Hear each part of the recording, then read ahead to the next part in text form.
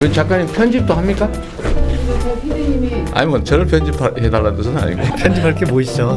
전문가신데. 요즘 농업이 6차 산업이 됐다고 세상이 너무 급격하게 되는 것 같아요. 적응이 안 돼.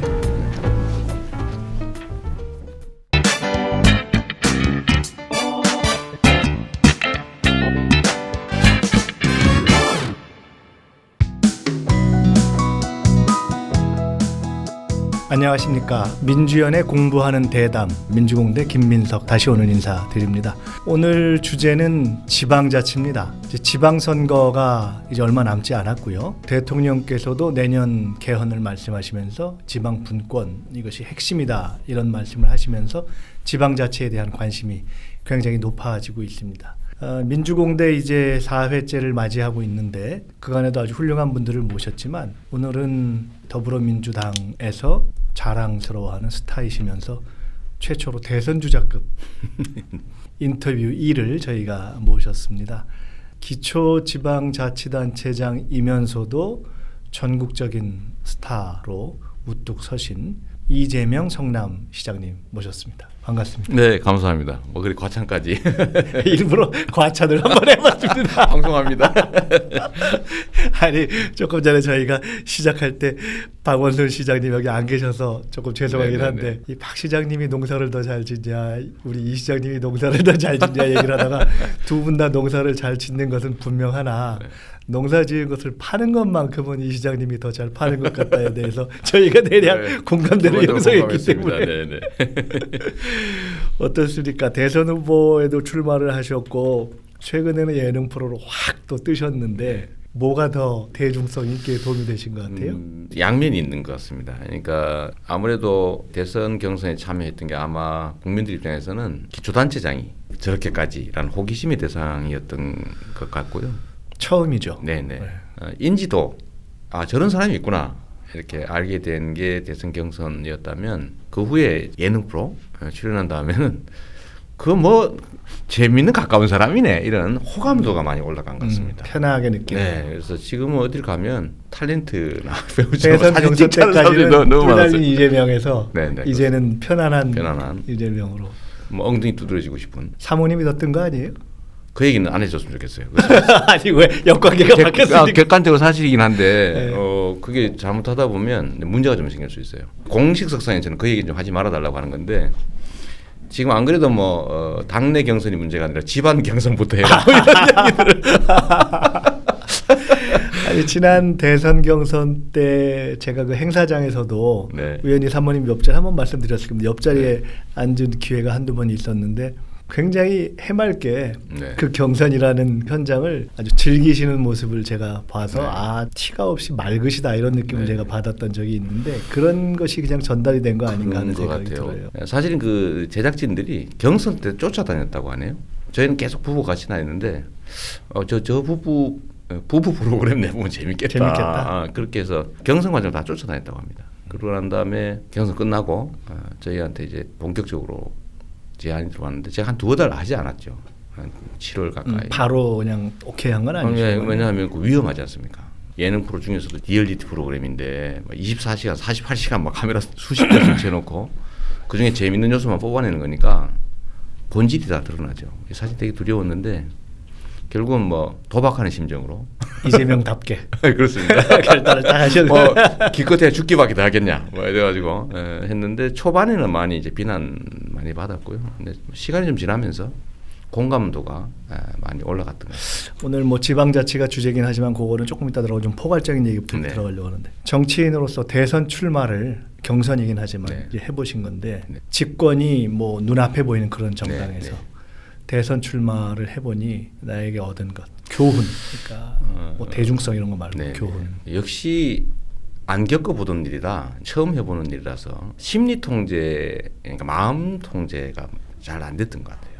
그 중간 과정에 그렇습니다. 유쾌하신 이재명 시장님도 편치 않았던 시간이 있나요? 그렇습니다. 저는 사실은 뭐 대부분 다 아시지만 우리 민주당이 집권 때문에 제가 왼쪽 역할을 맡는다. 경선에 참여하는 것이 훨씬 더 역동적으로 당에 도움이 된다고 해서 경선에 참여하게 됐죠. 원래는 뭐 당 지도부 선거 얘기도 있고 했지만 공식적인 사실은 요청도 좀 있고 해서 제가 참여하기로 결정을 해서 했는데 근데 결국은 사실 전체를 위한 부분으로 참여한 것이었는데 이게 사람이 말입니다.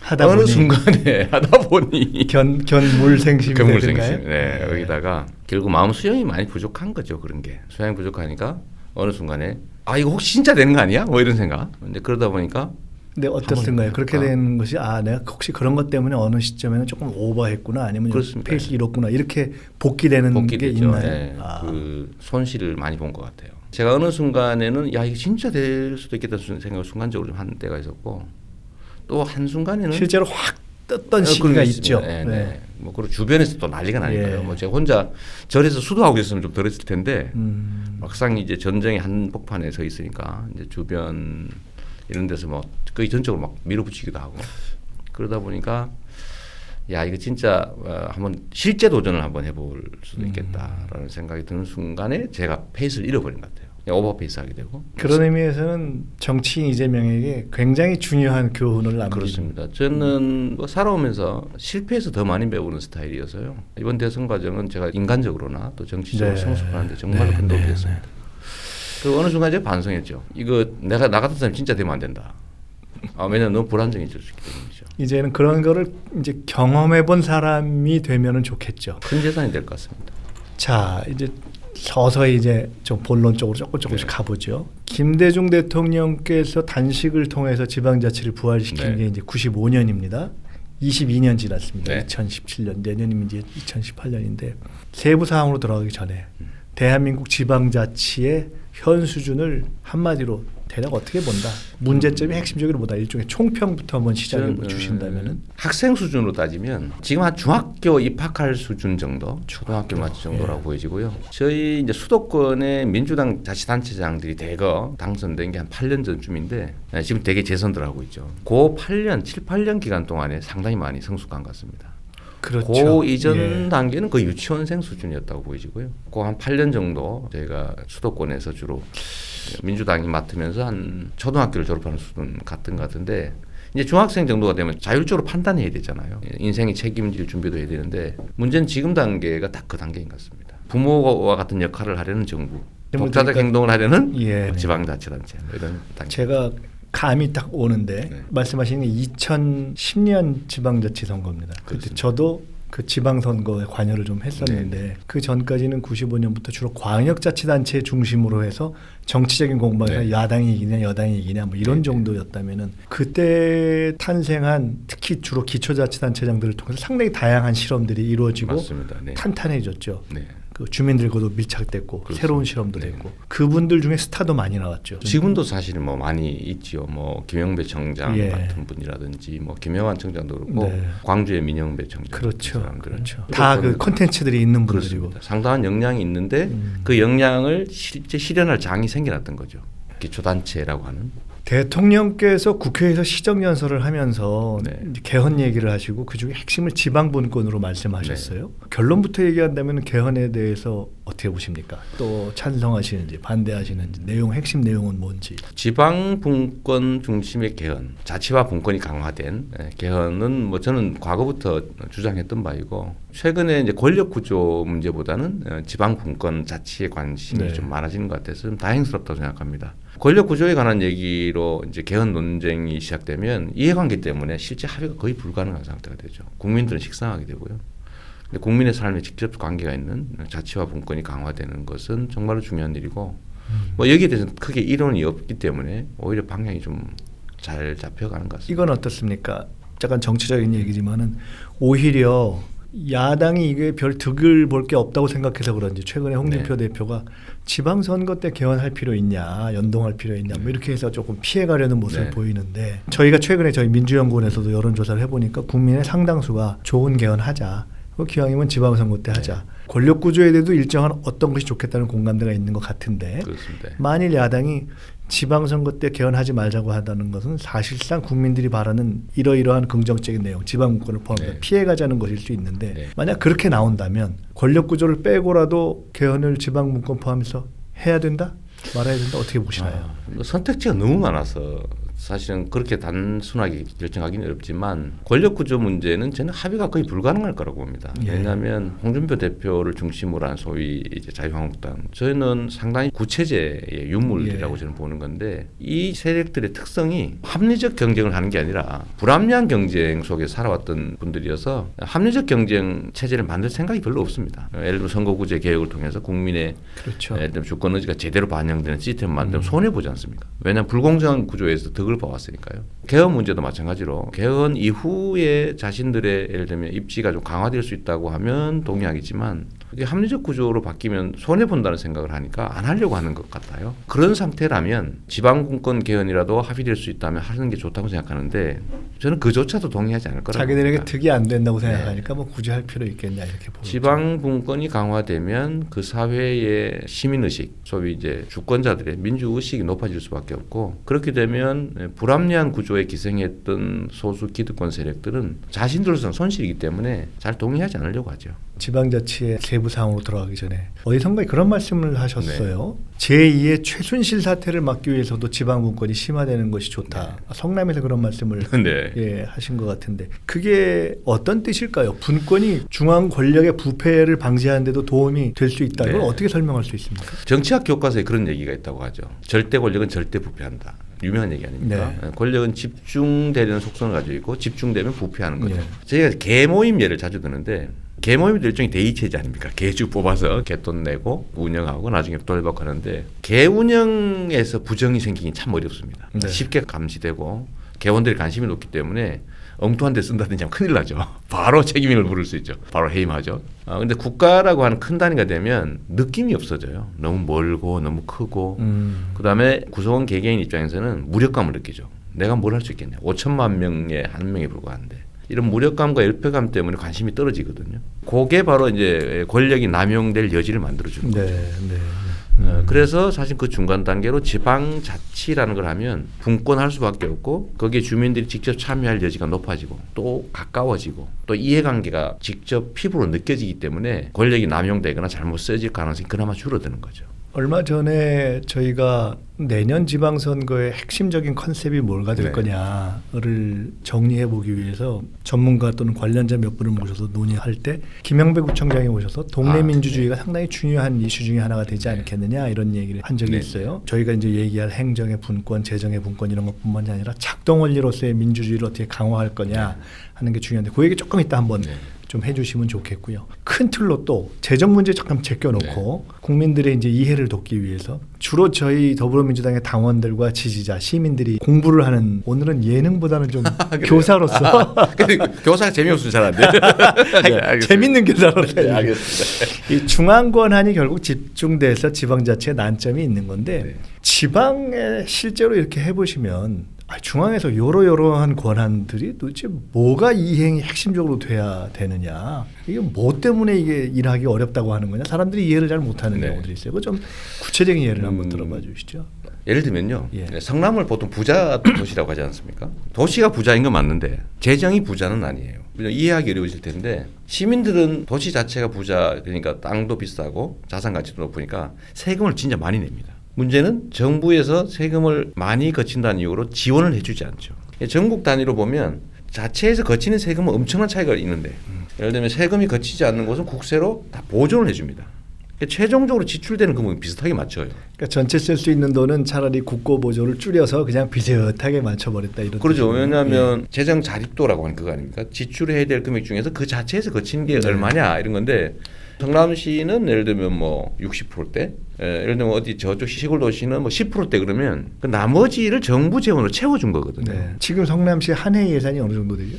우리는 현재 뭐 추경까지 최종 마무리 추경하면 한 2조 정도 되죠. 근데 본 예산 기준으로는 최초 예산 기준으로는 한 1조 6천억에서 7천억 정도 됩니다. 그런데 자체적으로 거친 세원이 많다는 이유로 정부 교부세를 주지 않으니까 최종적으로 지출된 예산이 비슷해요. 예를 들면 뭐 안산이 있든 뭐 이런 다 비슷하죠.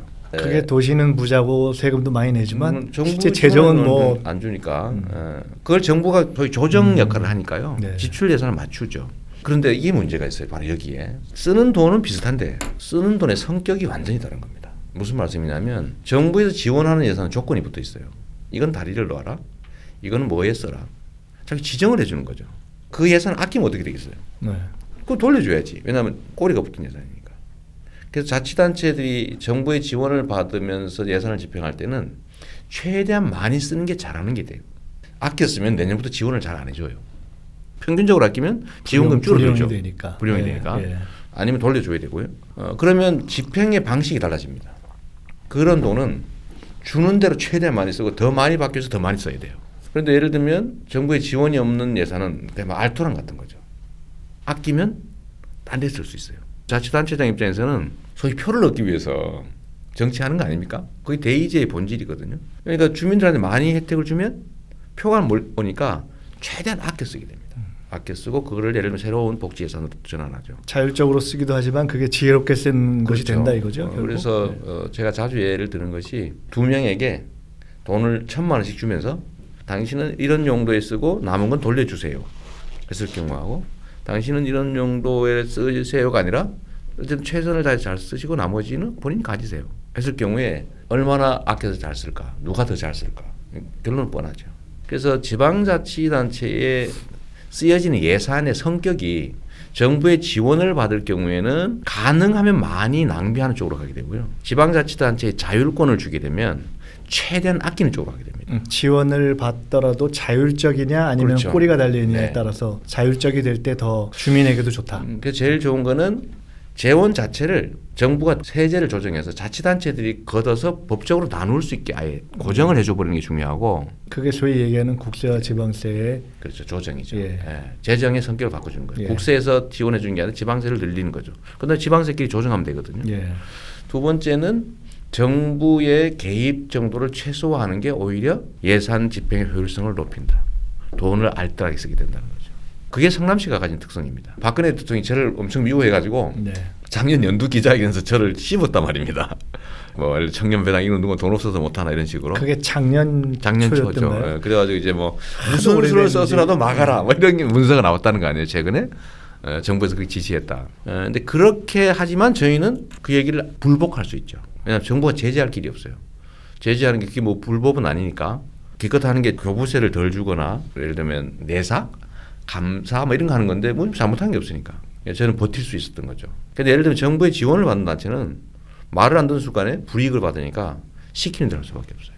그래서 저는 이제 좀 괴롭기는 했지만 예산이 자율적 성격을 갖고 있으니까 주민들의 뜻에 맞게 할 수 있는 거죠. 그래서 이게 진짜 중요한 게요. 아까 말씀드렸던 원래로 되돌아가면 분권을 강화하고 어차피 쓰는 돈에 대한 집행 재량권을 정부가 갖는 게 아니라 지방자치단체에 넘겨주면 훨씬 그 돈이 효율적으로 잘 쓰게 됩니다. 결국 지방 분권의 핵심이 재정 분권이고 네. 재정의 어떤 몫을 확보하느냐와 그걸 어떻게 쓰느냐 하는 그렇습니다. 집행의 자율권이 핵심일 것이다. 그걸 복지와 관련해서 한번 설명해 봐 주세요. 구체적으로 그렇게 되니까 복지도 더 주민들에게 좋아지고 더 효율적이 된다. 그걸 한번 비교해 봐 주실 수 있어요? 보통 정부가 걱정하는 건 지방자치단체에 권한을 많이 주면 네. 부정부패를 한다라고 네. 생각합니다. 근데 이거는 과거에는 일부 맞았을지 모르겠는데 예. 전혀 사실이 맞지가 않습니다. 왜냐하면 중앙정부나 지방정부나 사람이 하는 것이고 똑같은 정치 집단들이 사실 하는 건데 중앙정부는 통제 시스템이 지방정부보다 훨씬 적습니다. 반대로 얘기하면 중앙정부보다 지방정부에 대한 통제 시스템이 훨씬 강력해요. 시민들, 국민들에 대한 관심도가 지방자치단체가 훨씬 높습니다. 네. 중앙정부 너무 머니까요. 그렇죠. 두 번째는 상급 감시기구 예를 들면 뭐 감사원의 감시, 상급 자치단체의 감시, 예를 들면 행자부의 감시, 뭐 이 감시기구들이 검찰, 경찰 이런 게 상급 기관이 있잖아요. 근데 중앙 정부는 어떻습니까? 중앙 정부는 상급 기관이 없어요. 자신들이 최고 권력입니다. 하다못해 검사도 대통령이 임명을 하니까 행정부에 대한 감시가 잘 안 돼요, 사실은. 그러니까 구조적으로 중앙 정부보다는 지방자치단체에 대한 감시 시스템이 훨씬 더 강화되어 있어요. 세 번째는 대한민국의 모든 행정은 사실 지방자치단체를 통해서 합니다. 거의 대부분을. 예를 들어 산림행정 이런 거 빼고요. 그것도 사실 지방자치단체에 넘겨야 되는데 해양행정이라든지 뭐 국방, 외교 이런 것들 빼고는 거의 모든 국민의 복지와 삶에 관한 건 지방자치단체를 통해서 집행을 해요. 위임의 형식을 통해서라도 위임이든 네. 뭐 보조금 형태든 뭐든지 하다못해 이번에 아동수당을 신설하지만 그것도 역시 지방자치단체를 네. 통해서 집행하죠. 그런데 이 전국적인 통일성이 필요한 사업들이 있어요. 그건 국가가 정해서 일률적으로 하는 게 맞죠. 근데 지방자치단체별로 다 특성이 다르지 않습니까? 전국적으로 통일적으로 돼야 될 건 뭐죠? 출산 정책이라든지 네, 네, 아니면 경제 정책이라든지 예, 예. 일자리 정책이라든지 이런 것들은 그렇죠. 근데 어느 지역은 노인이 많고요. 어느 지역은 신생아가 많고 또 어느 지역은 기반 시설이 많이 필요하고 어느 지역은 기반 시설이 별로 필요 없어서 똑같은 돈을 주더라도 사람들의 삶을 개선하는 데 줄 필요가 있는 거죠. 성남시 같은 경우는 기반 시설을 추가하는 비용이 별로 많이 들지 않아요. 다 도심으로 만들어져 있기 때문에. 그러니까 어떻게 보면 SOC에 쓸 거냐 사람에게 쓸 거냐 하는 그 논쟁도 중요하지만 그보다 더 상위에 있는 게 다 자율성을 줄 거냐 그렇죠. 아니냐가 다 더 다른 중요한 거죠. 거예요. 예를 들면 정부가 근데 그걸 다 정하잖아요. 그래서 정하지 말고 자율권을 주는 게 중요하고요. 또 한 가지 이런 게 있습니다. 이 자율권을 줘야 지방자치단체들이 민주주의를 실제로 실험하고 체험할 수 있어요. 민주주의라고 하는 건 우리 공동체에 있어서 제일 중요한 가치를 실현한 시스템인데 사람들은 그걸 잘 느낄 수가 없어요. 중앙정부에 관한 거라면 뭐 한 2년에 한 번씩 투표하는 게 다지 않습니까? 그 투표가 끝나면 아무것도 아니죠. 선거 기간은 주인 같은데 선거 기간만 지나면 지배 대상이죠. 김무성 대표 같은 분이 복지 많이 하면 국민 게을러진다 이런 소리 하는 거죠. 국민 나태해진다. 국민을 지배 대상으로 보는 거잖아요. 근데 이 복지 부분에 관해서 얘기를 하면 사람들이 행복하게 살기 위해서 안전하게 살기 위해서 정부를 구성한 거거든요. 그렇기 때문에 세금도 내고 하다못해 우리가 형법이나 이런 것도 합의해서 나쁜 짓 하면 처벌받을 각오를 하는 거 아닙니까? 그건 약속한 거잖아요. 근데 그렇게 하는 이유가 뭐겠어요?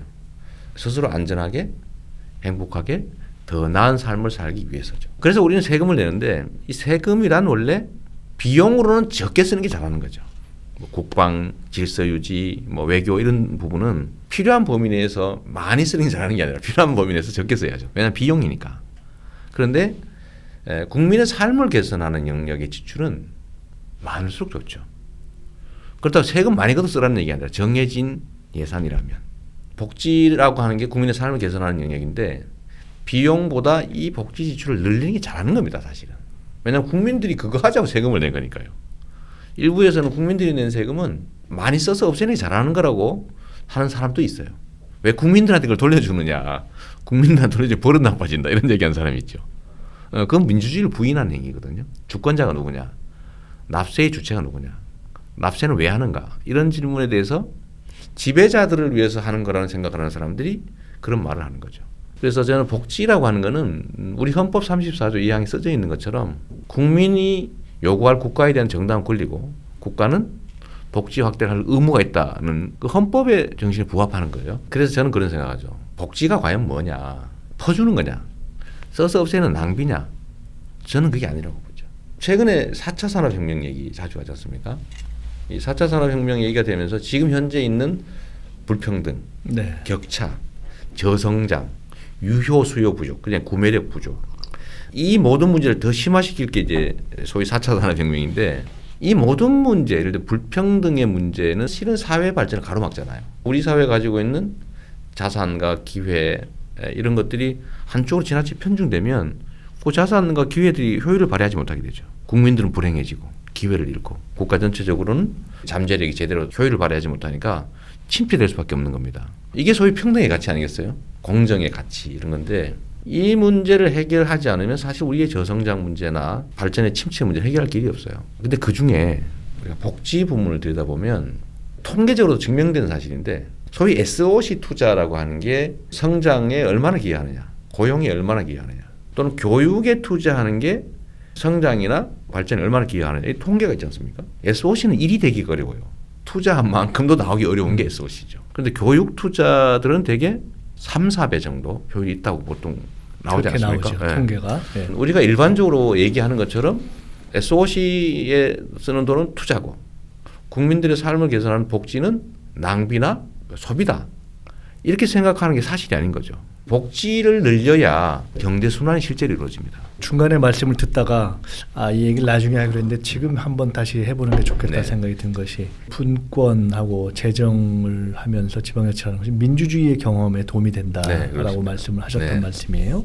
아까 제가 성북구의 그 김영배 구청장이 동네 민주주의라는 개념을 최근에 보니까 박원순 시장께서는 뭐 생활 속 민주주의라는 말씀도 하셨어요. 그게 중앙정부 차원에서 이렇게 재정을 운영하는 것보다 지방에서의 재정을 자율적으로 하면서 하는 것이 국민들이 네. 일상에서 민주주의를 경험하고 그 능력을 키우는 도움이 된다라고 말씀하시는 네. 것이 구체적으로 말한다면 예를 들어 주민참여예산제라든가 네. 이런 식의 어떤 메커니즘 같은 것들을 더 많이 실험하고 참여해 볼 수 있다 이런 네. 뜻일 것 같은데 그것을 말씀하시는 건지 그렇습니다. 또는 성남에서 뛰어난 리더 이재명의 아이디어와 추진력 이런 것으로 가는 것 외에 네.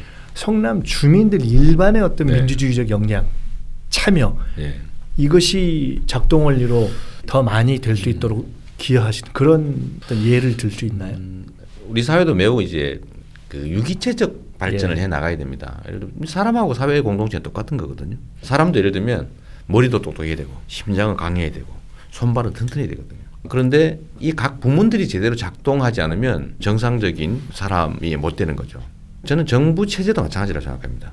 예를 들면 전체를 통할하는 중앙정부, 각 부문들이 살아 움직이는 네. 유기체 같은 지방자치단체, 그 지방자치단체 안에서도 예를 들면 읍면동 조직의 주민자치 조직들, 또 각 부문별로 살아 움직이는 국민 주민들의 모임 이런 것들이 자기들 목소리를 내주는 거죠. 우리는 지금까지는 국민 개개인데 정부만 있었어요. 국민 개개인들은 너무 취약하죠. 근데 이제는 국민들이 연대할 수 있는 상황이 됐습니다. 영역은 다양하죠. 지역을 기반으로 한 것, 네. 기호를 중심으로 한 것, 또는 활동 영역을 중심으로 한 이런 것들이 있을 수 있는데 그 각 부문들이 살아 움직이면서 그 각 부문들에 대한 얘기들, 그러니까 요구들을 자연스럽게 얘기할 수 있게 돼야 돼요. 그럼 그 사회 전체가 역동적이 되죠. 그게 아마 동네 민주주의 얘기라고 저는 생각합니다. 성남 시민들이 야 우리 동네 시장 잘 뽑아놔서 시장이 똑똑해서 알아서 우리 거 다 해결해 주더라. 요거 외에 야 우리는 시장이 뽑히고 시스템에 바뀌어서 우리가 직접 참여할 수 있고 네. 우리 의견을 직접 반영할 수 있고 우리가 더 민주적으로 우리가 네. 주인이 됐다. 이렇게도 더 느끼게 됐을까요? 그럼요. 이게 이제 저는 이 부분에 대해서 예를 들면 주민들이 자발적으로 시정에 관심 예. 갖고 참여할 수 있는 기회를 늘리려고 참 많이 노력했죠. 제가 제일 첫 번째로 한 게 반상회를 주민 제안의 날로 바꾼 거예요. 아, 이름이 주민제안회가 네. 됐습니까 이제? 바꿨어요, 제가. 바꿨어요? 반상회를 없애버렸죠. 하기 싫으면 하지 마라. 예. 그리고 반상회라는 이름이 아니라 가능하면 행정조직들이 제안을 해서 동장도 나가고 과장도 나가면서 그날은 주민 제안을 받는 날로. 사실은 반상회가 저희도 어릴 때 생각나지만은 매번 나가야 되고 안 못 나가면 쓰면 벌금 누구 내고. 한 사람 또 딴 사람 나가야 되고 안 하면 벌금 내야 되고 하니까. 굉장히 그런 아주 기계적이고 그렇죠. 그런 그리고 것이 일방적으로 홍보물 일방적이고 받고. 하달리고 네, 근데 만약 그게 역동적인 그런 모임의 장이 된다면 사실은 어마어마한 어마어마한 거죠. 힘이 될 수 있는 거죠. 훈련이나 아니면 연습이 아직 좀 덜 돼서 잘 안 되긴 한데 네. 그래서 제가 기본적으로 바꿨죠. 왜냐하면 이거 관치 아닙니까? 네. 홍보물 주고 모여라. 예. 벌금 낸다. 그래서 제가 다 못하게 하고 주민 제안의 날로 바꿔서 지금도 계속 하고 있어요. 현안이 있는 동네는 잘 됩니다. 할 말이 많으니까요. 많이 모입니까? 잘 되는 데는 또 잘 돼요. 음. 근데 안 되는 데 아예 안 되고. 의무는 아니다 이렇게 지금 하셨던 그렇습니다. 거죠. 의무적으로 하면 그건 뭐 예, 똑같은 예, 관치니까요. 또 한 가지는 주민들한테 예산을 제한할 권한을 줬죠. 성남시는 전국에서 유일하게 주민 참여 예산 조례가 통과되지 않은 곳이에요. 의회에서 계속 반대해가지고. 지금 유일합니까? 유일합니다. 이거 창피한 일이에요. 아니, 어떻게 그렇습니까? 의회에서 계속 거부하고 그거 한번 여쭤봐야 되겠어 좀 이따. 네, 네, 네. 그래서 참 창피한데 뭐 그러나 사실은 뭐 시스템으로 보장은 안 되지만 이제 시에서는 아예 몇 년째 이걸 하고 있죠. 시민한테 예산 제한을 한 달간 받습니다. 막 현수막 붙이고 권고하면 주민 참여 예산 조례로는 되지 않았으나 그렇죠. 실제로 시에서는 네, 시스템으로 하고 다 있죠. 보장하고 있다. 네. 네. 한 달 정도에 약 1000건에서 1200건씩 들어옵니다. 네. 이거 하자 저거 하자 막 들어오는 거죠. 그럼 저희가 이제 심사위원회를 주민들하고 같이 만들어서 경선도 하고 그래요. 1등 뽑아서 상금도 주고 그러죠. 아 그래요. 네, 3등까지 상금 주고 뭐 5, 모여서 박수 치고. 근데 재밌어 하죠. 그리고 그 중에서 보면 몇백억 정도씩 예산이 실제 반영이 됩니다. 근데 우리는 시민들이 원하는 걸 해줘야 표가 올라가잖아요. 제가 아주 유명한 포퓰리스트 아닙니까? 내놓고 얘기하는. 저는 포퓰리즘이 나쁜 게 아니라고 보는 사람이에요. 예. 우리나라에 쓰는 의미의 포퓰리즘은 나쁜 거지만 원래 정치의 엘리트주의의 본질이라는 의미에서 그렇죠. 보면 엘리트주의에 반하는 민의 의사를 대중의 의사가 반영하는 반영되는 정치 체제 포퓰리즘 아닙니까? 근데 우리나라에서 이게 잘못 악용되고 있는 네. 거긴 하지만 여하튼 주민들의 표를 즉 지지를 획득하기 위해서는 주민들이 원하는 걸 해야 되잖아요. 그래서 주민들이 원하는 거를 최대한 많이 표현하게 하는 거죠. 그래서 제안도 받고 또 하나는 어떤 걸 하냐면 제가 동장들한테 경쟁을 시켰는데 민원을 많이 발굴하면 제가 인센티브를 줍니다. 해결하라는 게 아니에요. 동네 주민들이 뭘 원하는지를 최대한 많이 찾아와라. 그러면 그 동장의 인센티브라는 것이 뭐 승진을 한다든지 뭘 뭐 빨리 해결한다 이게 아니라 보내준다든지. 경청을 얼마나 하느냐 쪽으로 바뀌겠네요. 그렇죠. 그 찾아 사람의 찾아다니는 작동 거죠. 방식. 예, 예. 이 동네에 민원이 뭐가 있나? 주민들이 원하는 게 뭔가를 써서 보고하면 건수를 발품을 많이 판 사람에게 노력상을 주는 거네요. 그렇죠. 이제 발품의 종류도 선전이 아니라 듣는 뭘 방- 원하는지. 저는 민원을 다르게 평가했던 거예요. 민원을 시민들이 원하는 귀찮은 일이 아니라 바로 시민들이 주는 기회다. 그냥 민원을 해결해 주면 좋아할 거 아닙니까? 일을 할 수 있는 기회가 생긴 그렇죠. 것이다. 어차피 우리는 예. 하는 일인데 예. 그래서 제가 예. 민원을 막 수집하러 다니기도 하고 네. 경쟁을 시켰는데 결국 그게 상당히 주요했어요. 그러니까 저도 사실 득을 많이 봤는데 성남 시정 만족도가 80.6%인데 지금 올해 조사한 거가 그 중에 만족도가 제일 높은 게 행정의 속도입니다. 속도. 네네. 트위터로인가 하여간 뭔가 제안한 걸 바로 그것이 뭐 뭐 두세 시간 안에 바로 네, 처리하죠. 네. 왜냐하면 우리 시스템 그렇게 만들어놨거든요. 제안하면 보고하고 결제할 필요 없이 바로 집행해라. 그리고 그 결과도 트위터에 알려줘라. 그래서 사람들이 보는 거죠. 출근할 때 도로가 어디 파졌습니다, 뭐 깨졌습니다 하면 오후에 퇴근할 때 싹 고쳐줘요. 아 보고하고 할 필요도 없이 네. 그러니까 그 행정 내부에서의 상하의 자율의 수준도 상당히 없어버린 거죠. 그리고 그건 그대로 통계를 잡으면 되니까요. 그것이 속도를 높였네요. 그렇죠. 예, 그래서 예. 주민의 참여 기회를 높이는 게 정치적 정당성 또는 지지율을 제고하는 데 크게 도움이 됩니다. 네, 네. 그리고 시민들이 자부심을 갖게 되죠. 자기 것 음. 같은 생각을 하는 거예요. 전에는 부탁하는 관계였잖아요. 좀 민원 그러면 좀 해주면 좋겠는데가 아니라 이제는 이거 해라 이렇게 얘기를 해줄 거예요. 그 중간에 잠깐만 네. 지금 깨알 자랑을 하시는데 한번 좀 네, 저 네. 시비를 한번 걸어야 잘합니다. 되겠어요. 아니 그 저는 그 전국에서 유일하게 통과가 안 됐다는 거는 오늘 처음 알았습니다. 네, 네. 그런데 무상교복이 아마 또 화제였는데 그렇습니다. 중학교까지 됐는데 고등학생에 대한 네. 교복 지원도 제가 어디 써놨는데 네, 그 네, 시의회에서 반대해서 5번째인가 부결이 됐다 그래요. 5번 부결됐어요. 5번. 그리고서 심지어 4번째인가에는 반대 의원들의 명단을 공개해서 네. 압박까지 했는데도 네, 지금 네. 안 된다 그러고 그것이 16대 16인가로 이렇게 지금 그렇습니다. 네. 돼 있는 상태라고 하는데 아마 그게 본질적으로는 주민참여 예산 조례가 안 되고 있는 것과 유사한 문제가 아닐까 지금 그렇습니다. 짐작이 되는데 네. 그 성남시 의회 구성의 정치적인 어떤 여야 관계 이런 것 때문에 그런 건가요? 아니면 그렇습니다. 우리 이 시장님의 포용적 정치력이 좀 딸려서 그런 겁니까? 누가 그런 얘기하죠. 한 명만 설득하면 되는데 예.